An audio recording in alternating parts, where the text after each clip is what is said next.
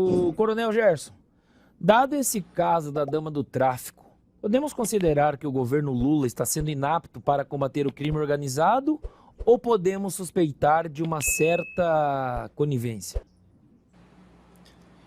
Então, Anselmo, essa sua pergunta ela é muito pertinente, principalmente eu falo agora como militar, ainda que já esteja na reserva, já seja um veterano, mas eu falo por causa do GLO. Aquela garantia da lei da ordem assinada pelo presidente Lula, ela ensejou na semana passada a primeira reunião e já houve logo um atrito com o almirante que estava na reunião com o Capelli. Sempre o Capelli. Eu faço questão de colocar esse nome do que é o chefe de gabinete do Flávio Dino, porque ele foi presidente da Uni, ele já trabalhou no Ministério dos Esportes do governo Lula, era o secretário de comunicação do Flávio Dino lá no Maranhão, nos mandatos dele, ou seja, é do Partido Comunista, depois saiu do Partido Comunista, mas independente da ideologia do cidadão, o senhor Capelli, ele foi escolhido para ser, ele começou o governo dia 1º e já foi escolhido para ser o interventor federal ali no dia 8.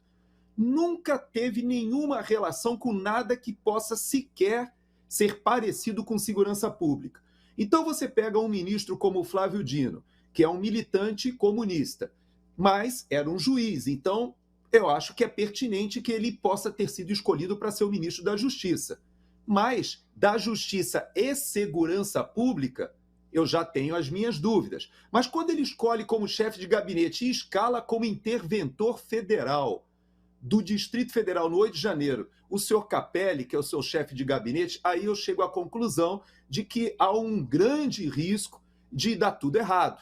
E realmente houve uma série de problemas que até hoje nós estamos pagando por falta de habilidade de tratar com aquele assunto lá no dia 8 de janeiro. Mas isso vai se agravando.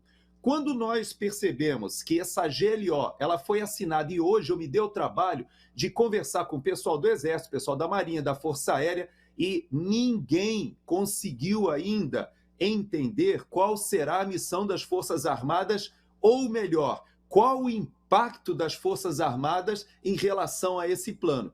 Porque nós temos um ministro da Justiça que, pelo menos ideologicamente, ele é contra a polícia militar, ele entende ideologicamente os partidos de esquerda assim, entendem que, inclusive, a polícia militar poderia ser extinta e nós termos só uma polícia judiciária. Ele entende, por exemplo, e defende ao longo da história várias situações em que ele entende que o criminoso ele é uma vítima da sociedade, esse é um discurso ideológico, e eu creio que o exemplo assim mais gritante que eu me lembro agora é que o Silvinei Vasquez está preso ainda lá na Papuda até hoje, que era o diretor da Polícia Rodoviária Federal, que fez as maiores apreensões de drogas da história do Brasil. Veja que ele está preso lá, segundo o ministro Alexandre, porque ele teria, de alguma forma, influenciado a eleição que o Lula ganhou. Então, ele está preso à guisa de ser um problema do processo eleitoral, quando a gente sabe que o próprio Marcola foi transferido lá de Rondônia para Brasília logo no início do governo Lula.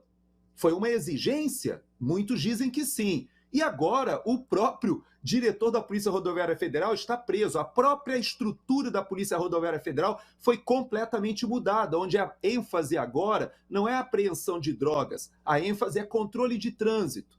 Então, nós percebemos que existe uma política pública diferente na área de segurança pública. Agora, o ministro da Justiça não tem pendor algum para ser ministro de Segurança Pública. O seu chefe de gabinete, que estava presidindo essa reunião, já se desentendeu com o almirante, porque o almirante queria saber exatamente qual é a missão da Marinha no Porto do Rio de Janeiro e no Porto de Santos. Porque você sabe o que é uma GLO? GLO, garantia da lei da ordem, é algo que o presidente assina quando existe uma falência da segurança pública. Então, se foi assinada uma GLO, significa que a Polícia Federal e a Receita Federal estão em falência nos portos porque não estão conseguindo coibir o tráfico de drogas. Bom, Então, qual é a missão que vai ser dada à Marinha nos portos, ou pior, à Força Aérea no aeroporto do Galeão e no aeroporto de Guarulhos, em São Paulo?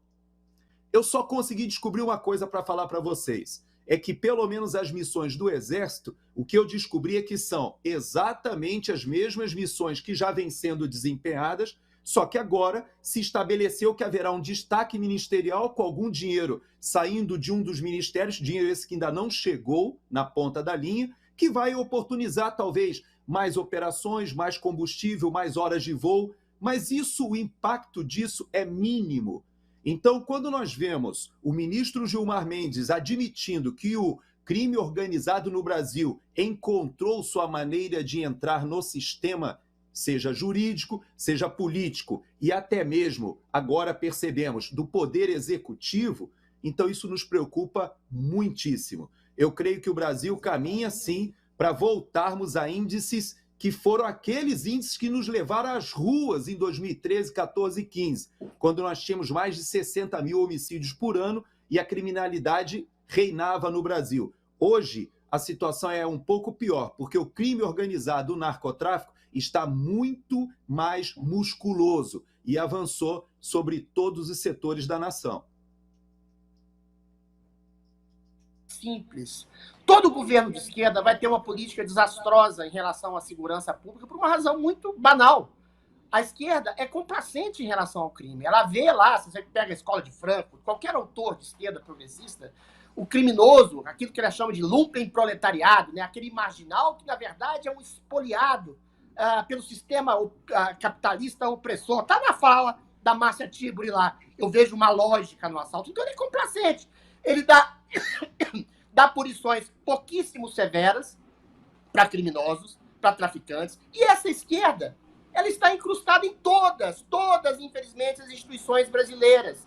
No executivo e no judiciário, principalmente. Então, não é à toa que o STF quer liberar drogas, não é à toa que o STF proíbe operações nos morros, deixando aquelas comunidades sob as ordens das milícias e de traficantes. Não é à toa que a justiça devolve patrimônio a traficantes como o Marcinho VP. Não é à toa que tem saidinha, que tem redução de pena, tem uma série de licenças para os presidiários. E não é à toa que no Brasil o crime de opinião praticado por conservadores, cristãos, liberais, pessoas de direita, a quem o Barroso chama de bolsonaristas, são tão duras, porque eles querem exatamente destruir esse aspecto ideológico, que é o aspecto ideológico que domina a maioria da população brasileira, quer seja o conservadorismo, não é?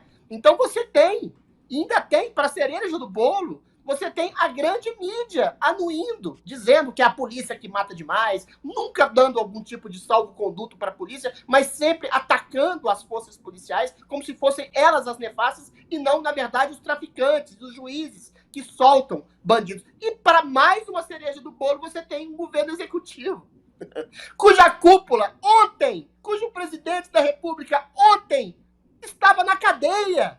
Então a gente esquece essas coisas. Não é que o governo abriu as portas para esposa de presidiário e presidiária. A gente tem um presidente da República que é ex-presidiário, meu caro Anselmo, condenado por crime de lavagem de dinheiro e corrupção passiva.